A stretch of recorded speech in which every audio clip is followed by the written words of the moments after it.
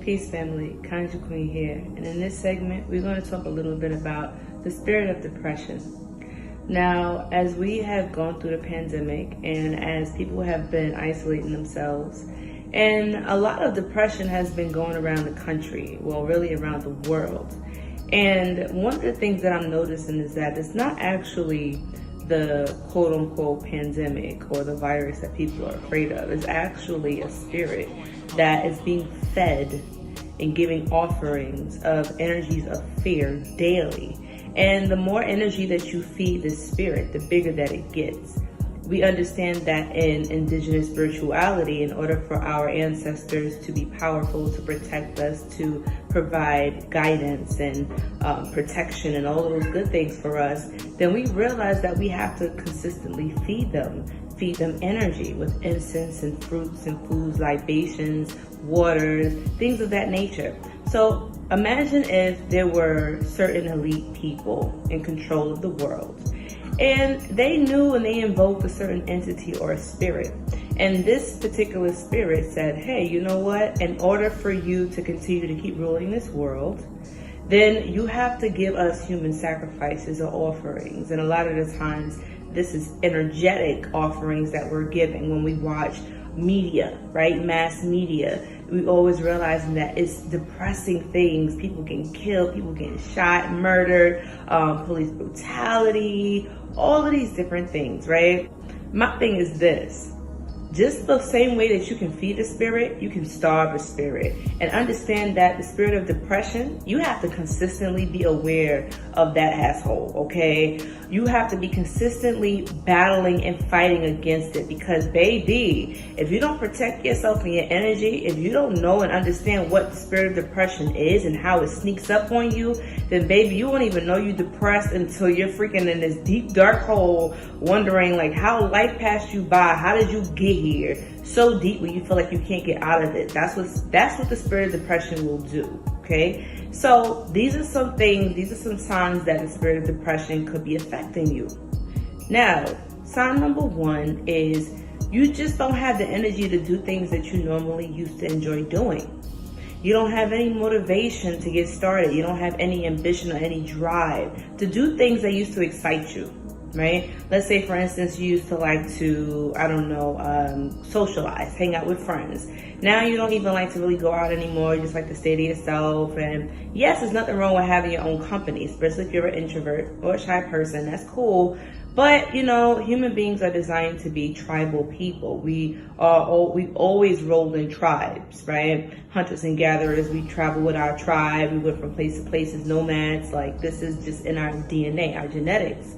So what happens when you're not socializing, you don't have a tribe, you tend to isolate yourself, you tend to get lonely. You tend to start to go through a certain psychosis, as you can say, and some people might even call that depression, right? A lot of the times you'll begin to overindulge in things like addictions, like food addictions, overeating, or maybe you might start addictions to drugs, to alcohol, to things that are distracting you from the main problem at hand. Understand that the spirit of depression looks for gateways to enter into your life. Spirits just can't come and control you. They always suggest things to you. Ultimately it affects the subconscious mind. That's exactly what advertising does and mainstream media does. They're suggesting to you certain things, just like MK Ultra. They'll suggest little things with hypnosis. They'll say make little sounds or one-word phrases that will trigger you. And so understand that we've been programmed for years, since we were in the womb, right? Since we were children, we've been conditioned to think and be and behave a certain way. But understand that we're breaking free from that paradigm, that old paradigm, and things are changing. So they're trying to keep your consciousness trapped in this particular third dimensional reality. But in order to beat depression, you have to consistently be aware of it. You have to pull yourself out of that. You have to constantly tell yourself, I will not let depression win. I will overcome every time. Exercising, eating your favorite foods, mingling with people, even getting a mentor. when you realize that the spirit of depression is trying to enter into your life, or maybe it has already entered into your life and it has a stronghold on you, there's things that you can do to combat it.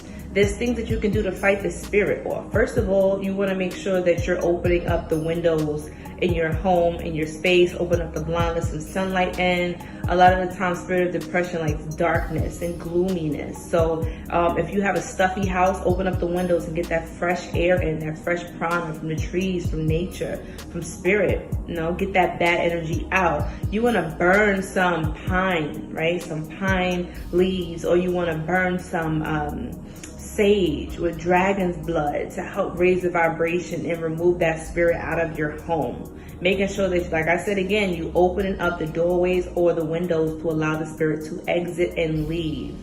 And make sure that you're also sweetening up your house you can spray your house out with some rose water. Rose water raises the vibration of the mind, the body, the spirit.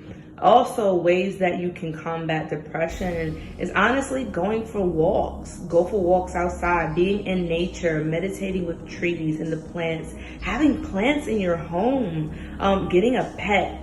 Pets are very powerful spiritual protectors, like cats, dogs, whatever type of animal that you feel called to that brings you a sense of safety and protection, then I would definitely advise to get one, get you a little familiar, because pets can definitely pick up when the energy of a certain space is not good.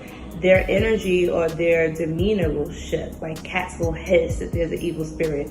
Dogs will like bark really loud or growl when there's like negativity in the space, right? Even babies, children can pick up on bad energies. If you have a child or a baby that's consistently crying for no reason, a lot of the times it can be that particular room or that space that the child is in that's causing them discomfort, right?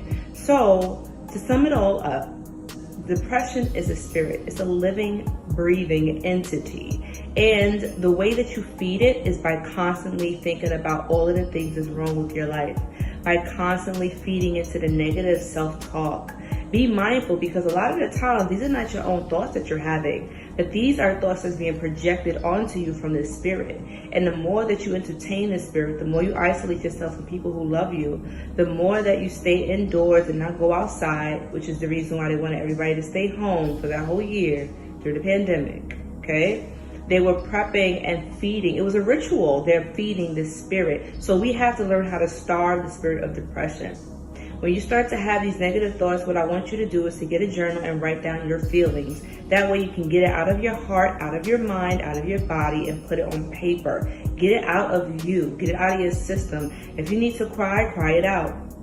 Dedicate a day towards this purging. Be like, you know what, today, I choose today to cry. I'm just going to sit here, write down my feelings, express how I feel through music, through art, through drawing, through writing, whatever it is. You have to find your channel and your medium to get that energy off of you. Taking spiritual baths to cleanse your spirit. Taking a bath with basil, with hyssop, with some lavender can definitely help lift up your spirits and remove that spirit of depression, right? Getting those oil burners and putting some frankincense and lavender oil in there and a little bit of peppermint to help awaken and stimulate the senses, because depression, what it does is it desensitizes you and numbs your senses. So you want to do the opposite. That's how you combat it, right? By constantly being in a space where you're laughing, where you're happy. Try to get back into doing the things that you used to enjoy doing. Sometimes you have to push yourself, especially if you've been depressed for a very long time,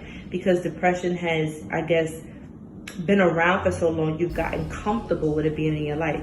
That's why a lot of people sometimes, when they have negativity going on in their life, when solutions do come, you always see them still looking for more problems. It's not that they want to be negative, but it's the fact that they got so used to negativity being around that they feel a void in their life and they don't know what to do with it. So when you remove the spirit of depression, make sure that you're making space for laughter, for fun, for love, for joy, right? Because depression can't live in a space where there's love and happiness.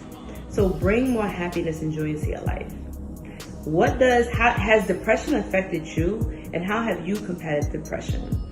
Let me know in the comment section. Also, if this video has helped, give it a thumbs up and share it with a friend, because it definitely can help someone. But until next time, Kanja Queen signing out. Peace.